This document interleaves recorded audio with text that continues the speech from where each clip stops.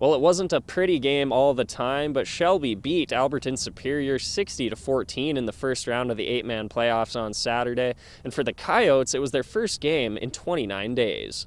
Between COVID quarantines and poor weather, 29 days is a long time to wait before suddenly jumping into the playoffs, but Shelby got right down to business with its rushing attack.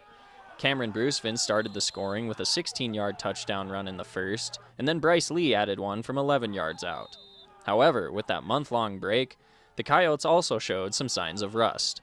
Fumbles, penalties, and even a little bit of blown coverage allowed the Mountain Cats to move the ball early, resulting in a 20-yard touchdown pass that got them on the board.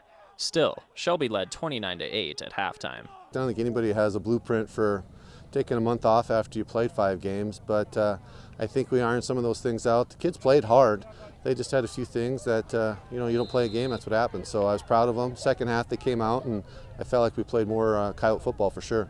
But the story of the game came when Shelby locked in on defense. Good pressure from the front line forced Alberton-Superior's Brian Mask into throwing 6 interceptions. One was a pick 6 to Trenton Emerson, while senior defensive back Tabris Correa collected 3 all by himself. Zone was working well, very well. And he was overthrowing his guys a lot. That's why our zone was working so well. We knew they liked to throw the ball. We had a pretty good idea of what they were going to do and how they were going to do it. And, they got us a couple times. But, I can't say enough about our defense and the way they played. And they ball hawked it, and D-line had pressure. And that's what you got to have, is you got to have all 3 phases going. Shelby's dominant run game continued throughout as the Coyotes racked up 385 rushing yards. Aiden Torgerson had a pair of scores, and Lee added his second in the fourth quarter. But when they got to the red zone, the Coyotes found success through the air as well. Taylor Parsons hit Rhett Reynolds, who also recorded a pick, for short touchdown passes in the third and fourth quarters. It's safe to say the Coyotes were itching to break out, and they showed off their versatility in the process. I love it. That's why we put 60 points up, because we were hungry to be back out here.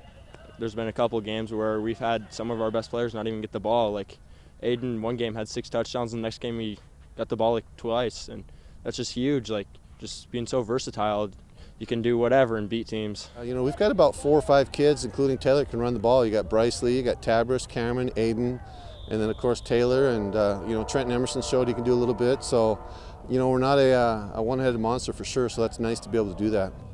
Shelby will be on the road next week against Park City. In Shelby, Isaiah Dunk, MTN Sports.